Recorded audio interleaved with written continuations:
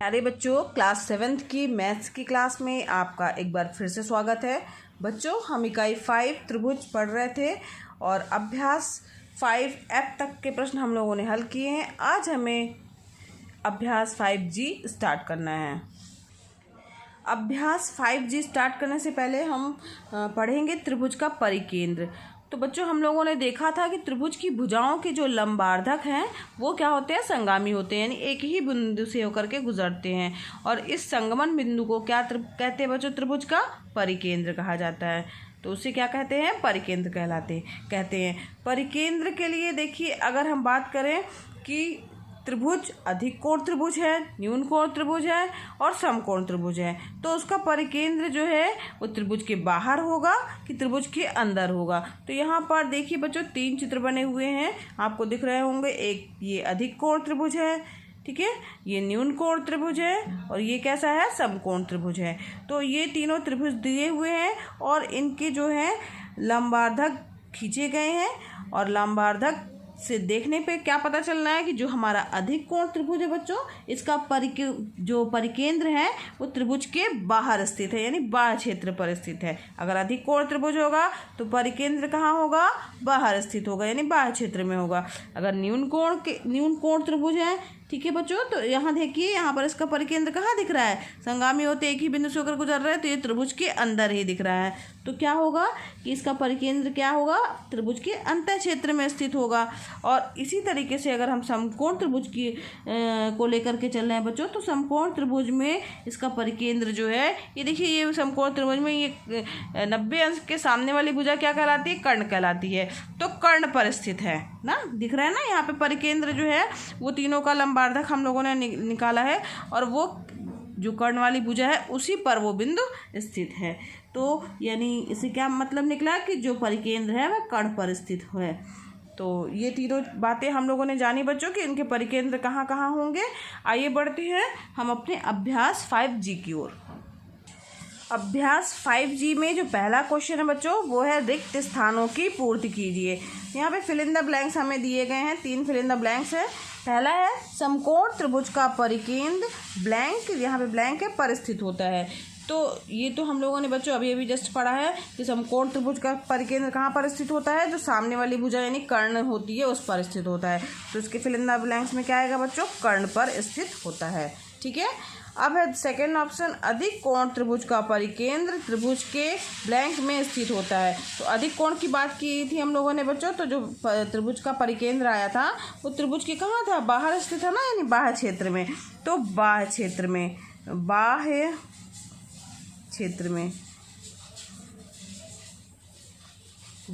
में स्थित होता है।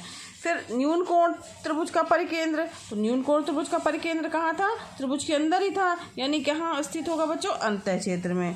तो अंतः क्षेत्र में स्थित होता है। यहाँ फिल इन द ब्लैंक्स में अंतः क्षेत्र आएगा, इसमें बाह्य क्षेत्र आएगा, ये मात्रा नहीं लगेगी, बाह्य क्षेत्र आएगा, ठीक। अब दूसरा क्वेश्चन है बच्चों, एक त्रिभुज ABC खींचिए जिसमें AB बराबर 3 सेंटीमीटर दिया है, BC बराबर 4 सेंटीमीटर, AC बराबर 5 सेंटीमीटर है। इस त्रिभुज का हमें परिकेंद्र ज्ञात करना है। यहाँ देखिए बच्चों, भुजा जो दी हुई है, पहली भुजा है BC बराबर 4 सेंटीमीटर, तो हम नीचे वाली भुजा लेके चल रहे हैं। तो हमने यहाँ 0 से लेकर के 4 सेंटीमीटर का एक जो है वो रेखाखंड खींच लिया है, ठीक है।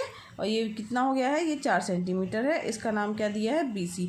इसके बाद दिया हुआ है AB बराबर 3 सेंटीमीटर, AC बराबर 5 सेंटीमीटर।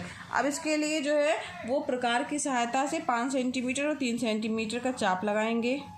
अब बच्चों, ये स्केल में पहले हम 3 सेंटीमीटर लेके चल रहे हैं, 3 सेंटीमीटर की नाप हम लोगों ने ले ली है। ये देखिए 3 सेंटीमीटर आपको दिख रहा होगा।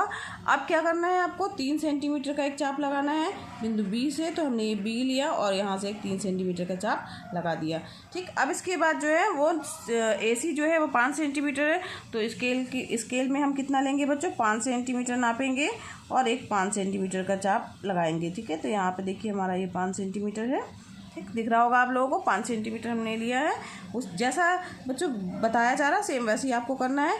और उससे एक चाप लगाया, तो ये जो बिंदु हमारा प्राप्त हुआ है, ये बिंदु क्या है? हमारा A बिंदु है, ठीक है। ये बिंदु हो गया A।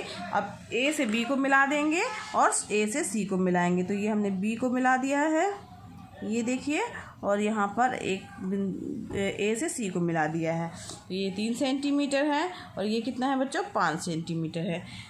अब यहाँ पर प्रश्न है कि परिकेंद्र ज्ञात करना है। तो परिकेंद्र ज्ञात करने के लिए क्या करेंगे बच्चों, लंबार्धक खींचेंगे। अब यहाँ पर बच्चों क्या करना है, आधे से ज़्यादा दूरी का लेकर के यहाँ पर एक चाप मारना है आपको और एक यहाँ पे सेम चाप मारना है। फिर यही प्रक्रिया जो है बिंदु ए से करना है। तो इस तरीके से ए बी का क्या हो जाएगा, लंब समद्विभाजक प्राप्त होगा हमें। ठीक, तो ये 2 बिंदु प्राप्त हो गए हैं। इनको मिलाने वाली एक रेखा खींच लेंगे।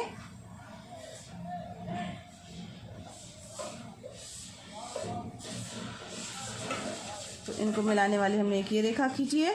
ठीक, अब इसी तरीके से हम BC और AC के लिए भी करेंगे। यहाँ पर हमने BC के लिए भी यही किया है, आधे से ज़्यादा दूरी का हमने एक चाप लगाया है। ठीक है, ये मान लीजिए ये है, ये मैंने ये चाप लगाया है आधे से ज़्यादा दूरी का।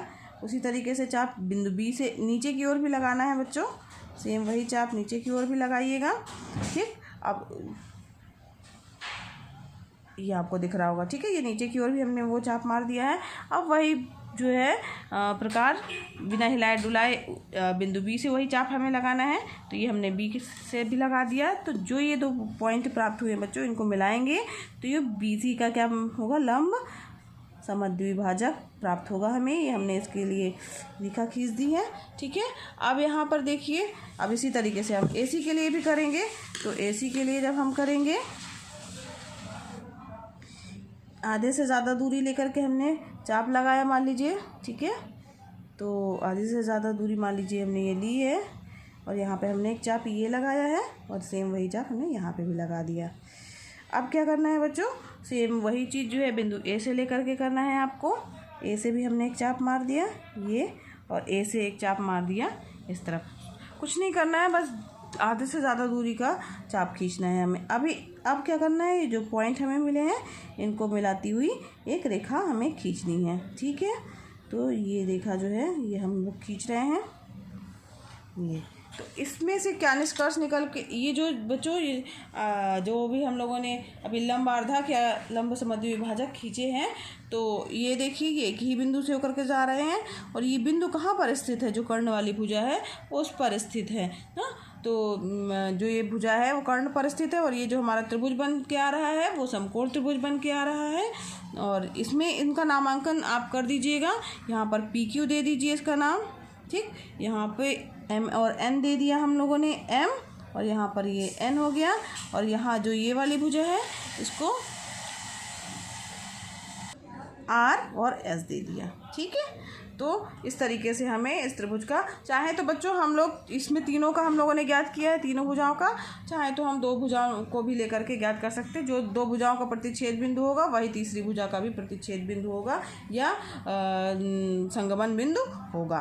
तो जैसा जैसा किया गया है वो आपको उत्पत्ति में लिखना है कि सर्वप्रथम हमने 4 सेंटीमीटर का रेखाखंड खींचा, उसके बाद 3 सेंटीमीटर का चाप लगाया, फिर 5 सेंटीमीटर का चाप लगाया। इस प्रकार से A से B को मिलाया, A से C को मिलाया, तो हमारे पास त्रिभुज, अभीष्ट त्रिभुज ABC प्राप्त हो गया। जो बच्चों हम बोल रहे हैं बिल्कुल उसको आपको पत्ती में लिख लेना है उसी तरीके से। इसके बाद आधे से ज़्यादा दूरी लेकर के बिंदु B से ऊपर नीचे चाप लगाया और बिंदु A से भी सेम वही चाप जो है लगाया, जिनके कटान बिंदु P और Q प्राप्त हो रहे हैं। P और Q को मिलाती हुई रेखा खींची जो कि AB का लंबार्धक है। यही प्रक्रिया हम लोगों ने BC और AC के साथ भी किया, जिसमें हमें RS और MN जो है रेखाएं प्राप्त हुई, जो कि बिंदु, यहाँ पर इसका नाम दे दीजिए O, जो कि बिंदु O से होकर के गुजर रही हैं। तो यहाँ पर O बिंदु जो है त्रिभुज ABC का क्या है, परिकेंद्र है, और जो कि त्रिभुज की भुजा कर्ण भुजा पर स्थित है। ठीक है, समझ में आ गया बच्चों? ये उत्पत्ति आपको लिख लेनी है। आगे बढ़ते हैं प्रश्न नंबर 3 की ओर।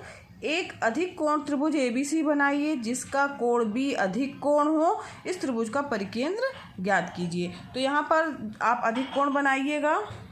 जैसे ये है अधिक कोण, तो यहाँ पर B कोण अधिक कोण दिया है, तो यहाँ पर आप इसका नामांकन B कीजिएगा।